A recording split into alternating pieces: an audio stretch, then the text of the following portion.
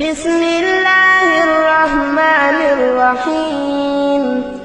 انہوں نے فرمایا مہدی میرے خاندان سے، میرے اہل بیت سے ہوں گے، یعنی اولاد فاطمہ میں سے، جس کا نام میرے نام پر ہوگا، جس کی والد کا نام میرے والد کے نام پر ہوگا، محمد ابن عبداللہ ان کا نام ہوگا۔ وہ سرزمین عرب کو عدل اور انصاف سے اسی طرح بھر دیں گے جیسے کہ وہ ظلم اور زیادتی سے بھر چکی ہو۔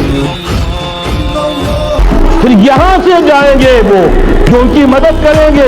اور یہ ایلیا کو واپس لینے والے، یہ مشرق سے چلنے والے لشکر ہوں گے۔ یہ علاقہ خراسان اور پاکستان جب یہاں نظام خلافت قائم ہوگا، یہاں سے فوجیں چلیں گی، سیاہ علم برآمد ہوں گے، اور کوئی طاقت انہیں روک نہ سکے گی، ان کا منہ پھیر نہ سکے گی، یہاں تک کہ وہ ایلیا حضور کے زمانے میں یروشلم کا نام تھا، یہاں تک کہ ایلیا میں جا کر نصب ہو جائے، اور یہاں سے جانب مشرق ہند۔ بسم اللہ الرحمن الرحیم۔ السلام علیکم عزیز دوستو، امید ہے کہ آپ سب خیریت سے ہوں گے۔ قیامت کی اہم ترین بڑی نشانیوں میں سے ایک امام مہدی علیہ السلام کا ظہور ہے۔ مسلمانوں کے دو بڑے فرقے شیعہ اور سنی دونوں امام مہدی علیہ السلام کی آمد کے منتظر ہیں، بس فرق یہ ہے کہ شیعہ کے مطابق وہ پیدا ہو چکے ہیں، مگر انہیں قتل کر دینے کے ڈر سے غار کے اندر دنیا کی نظروں سے چھپا کر رکھا گیا ہے، جو کہ 1200 سال سے اس کے اندر موجود ہیں اور اپنے وقت پر ظاہر ہوں گے، اسی لیے انہیں امام غائب بھی کہتے ہیں، اور ان کا کیونکہ انتظار ہو رہا ہے اسی لیے انہیں امام منتظر بھی کہتے ہیں۔ آپ مولائے کائنات امام علی علیہ السلام اور بی بی فاطمہ رضی اللہ تعالی عنہ کی نسل سے مسلمانوں کے آخری خلیفہ یا 12ویں امام ہوں گے، جبکہ سنیوں کے عقیدے کے مطابق وہ مدینہ کی مشرق کی جانب کسی شہر میں پیدا ہو کر جوان ہوں گے۔ ان کا نام محمد، والد کا نام عبداللہ اور والدہ کا نام آمنہ ہوگا۔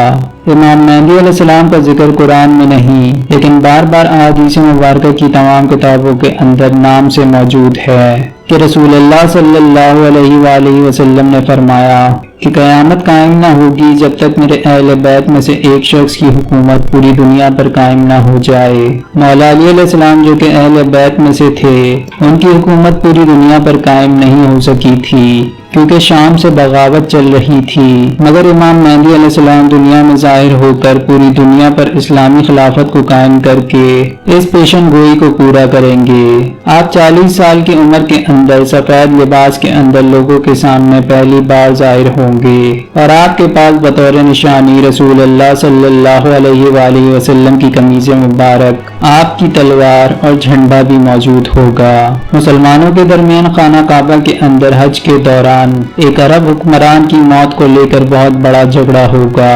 اور وہ آپس کے اندر تقسیم ہو جائیں گے۔ مکہ سے باہر ہر طرف فتنہ و فساد قائم ہو جائے گا، اور اسی دوران رکن یمانی اور مقام ابراہیم کے درمیان تمام لوگ امام مہدی علیہ السلام کو ثالثی بنا کر ان کے ہاتھ پر بیعت کریں گے اور ان کو اپنا امام تسلیم کر لیں گے، جس کے بعد یہ جھگڑا ختم ہو جائے گا۔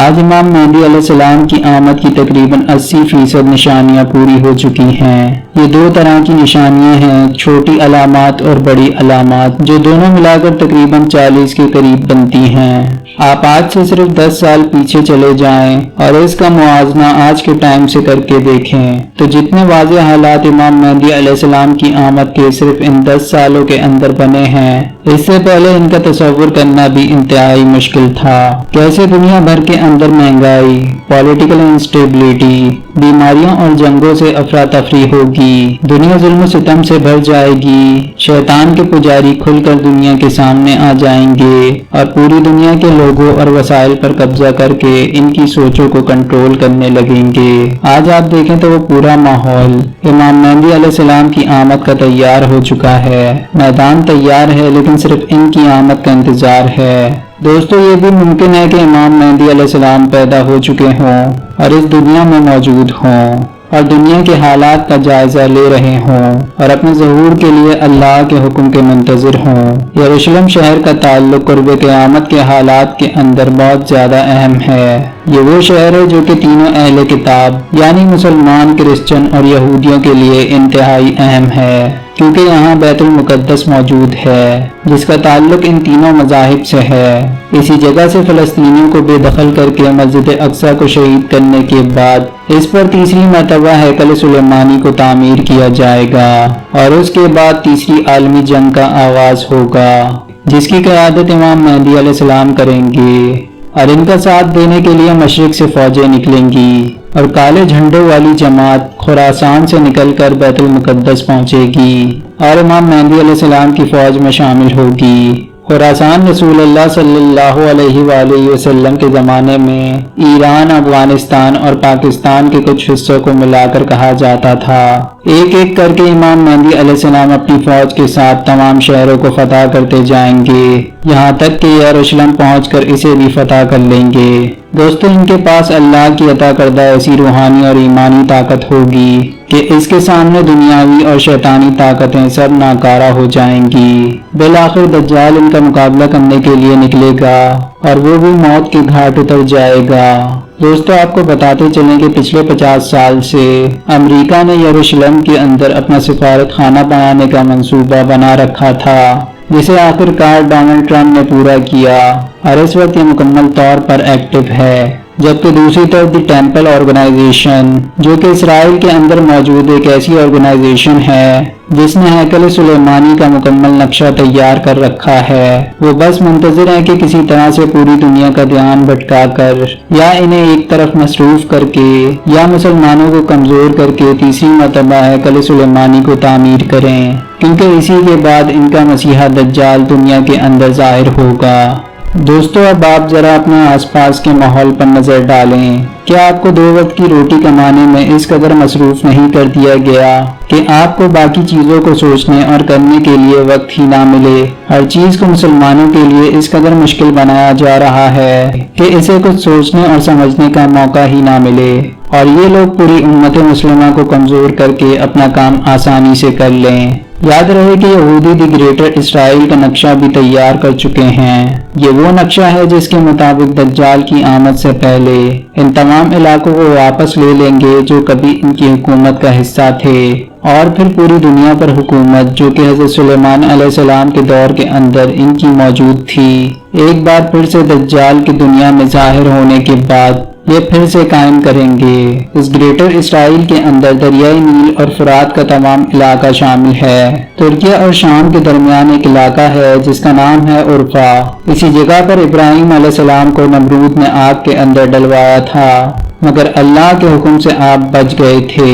اور ہجرت کر کے مکہ میں اپنی دوسری بیوی حضرت ہاجرہ اور بیٹے اسماعیل علیہ السلام کے ساتھ دریائے فرات کے کنارے عراق اور پھر یہاں سے مکہ مکرمہ پہنچے، اور ہجرت کر کے مکہ میں اپنی دوسری بیوی حضرت ہاجرہ اور بیٹے اسماعیل علیہ السلام کے ساتھ دریائے فرات کے کنارے عراق اور پھر یہاں سے مکہ مکرمہ پہنچے۔ اللہ کے گھر کو تعمیر کیا، جبکہ آپ کی دوسری بیوی حضرت سارہ اور ان کے بیٹے حضرت اسحاق علیہ السلام ملک فلسطین اور شام کے درمیان کے علاقے میں رہے، جہاں پر حضرت اسحاق علیہ السلام سے ان کے بیٹے یعقوب علیہ السلام اور ان کے بیٹے یوسف علیہ السلام پیدا ہوئے، جو کہ مصر کے حکمران بنے۔ یعنی یعقوب علیہ السلام کی نسل بنی اسرائیل کی حکومت دریائے نیل تک موجود تھی، اور یہی وجہ ہے کہ آج بھی اسرائیل کے جھنڈے کے اندر اگر آپ غور سے دیکھیں تو اس کے اوپر نیچے جو آپ کو 2 نیلی لائنیں دیکھنے کو ملتی ہیں، یہ دراصل فرات اور دریائے نیل کو شو کرتی ہیں،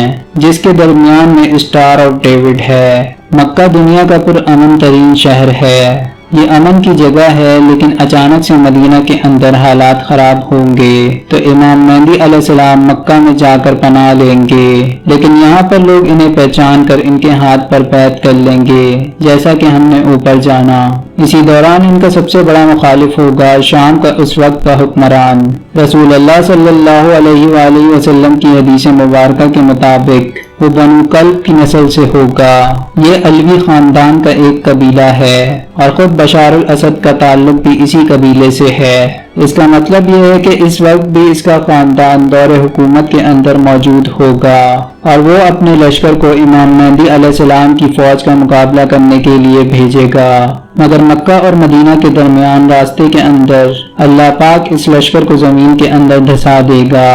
جس کے بعد امام مہدی علیہ السلام کے ظہور کی اس علامت کو دیکھ کر پوری دنیا سے لوگ جوگ در جوگ ان کی بیعت کے لیے نکلیں گے۔ امام مہدی علیہ السلام اپنی فوج کے ساتھ ان تمام علاقوں کو فتح کرتے ہوئے بیت المقدس پر پہنچیں گے اور اسے فتح کر لیں گے۔ یہ سب کچھ صرف 7 سال کے اندر امام مہدی علیہ السلام کے دور حکومت کے اندر مکمل ہو جائے گا، جس کے بعد عالمی کفر اکٹھا ہو کر ان کے خلاف ایک اتحاد بنا لے گا اور اچانک سے دنیا میں اعلان ہوگا کہ دجال دنیا میں ظاہر ہو چکا ہے۔ یہ عالمی کفر اکٹھا ہو کر دجال کی قیادت کے اندر امام مہدی علیہ السلام کی بڑی فوج کو شکست دے کر انہیں قتل کر دے گا اور ہوتے ہوتے دمشق کی ایک جامع مسجد کے اندر ان کو گھیر لے گا۔ تمام بچے ہوئے مسلمان اس مسجد کے اندر موجود ہوں گے، جبکہ باہر دجال کی فوج ہوگی۔ صبح کی نماز کا وقت ہوگا، صفیں کھڑی ہوں گی اور امام مہدی علیہ السلام اللہ سے دعا کریں گے اور مدد طلب کریں گے، اور اسی دوران حضرت عیسیٰ علیہ السلام مسجد کے مینار سے نیچے تشریف لائیں گے اور دجال کا اور اس کی فوج کا مقابلہ کر کے اسے قتل کریں گے، اور 40 سال تک ان کی حکومت دنیا پر قائم رہے گی اور اس کے بعد قیامت قائم ہوگی۔ مشرق اور خراسان سے جن فوجوں نے امام مہدی علیہ السلام کا ساتھ دینے کے لیے نکلنا ہے، کیا اسی علاقے کے اندر طالبان کی حکومت کا قائم ہونا یا مذہب اسلام کے نام پر دنیا کے صرف ایک ملک پاکستان کا بننا، کیا آپ کو صرف اتفاق لگتا ہے؟ دنیا کی سپر پاور 2 دہائیاں لگا کر افغانستان کے اندر اربوں ڈالر لگا کر اور تباہی پھیلا کر بھی اپنی شکست سے دوچار ہو گئی اور اپنی جگہ کو چھوڑ کر بھاگ گئی، اور دنیا کے اسلامی ملکوں کے اندر صرف پاکستان کے پاس ایٹمی ہتھیار موجود ہوں اور ایران کے ساتھ امریکہ اور اسرائیل کی کھلی دشمنی، کیا یہ سب کچھ اتفاق ہے یا بالکل امام مہدی علیہ السلام کی آمد کے حالات بن چکے ہیں؟ لیکن یہ خوشی کی بات نہیں ہے، کیونکہ مسلمانوں کے لیے آزمائش اور امتحان کی گھڑی آنے والی ہے، کیونکہ امام مہدی علیہ السلام کا تال پر بیعت لیں گے، یعنی موت تک ان کا ساتھ دینا پڑے گا، کوئی بھی انہیں پیٹھ نہیں دکھا سکتا، ورنہ اس کا ایمان کی حالت میں اس دنیا سے جانا ناممکن ہوگا۔ جب امام مہدی علیہ السلام آئیں گے تو مسلمان خود 3 حصوں کے اندر تقسیم ہو جائیں گے۔ ایک وہ حصہ جو کہ عرب کا حکمران اور عیاش طبقہ ہوگا، جو صرف نام کا مسلمان ہوگا،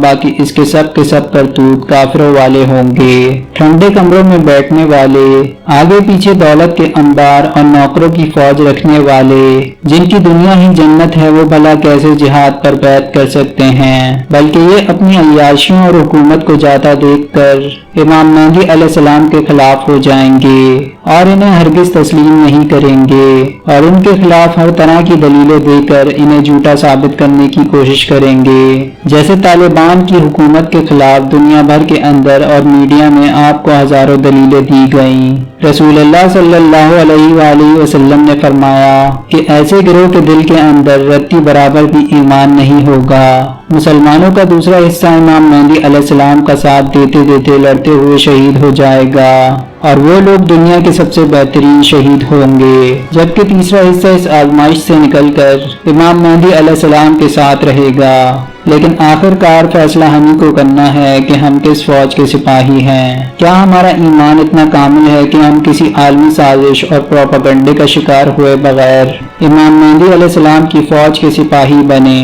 اللہ تعالیٰ آپ کو اور مجھے ان خوش نصیب لوگوں کے اندر شامل فرمائے اور ہم سب کا خاتمہ ایمان پر فرمائے، آمین۔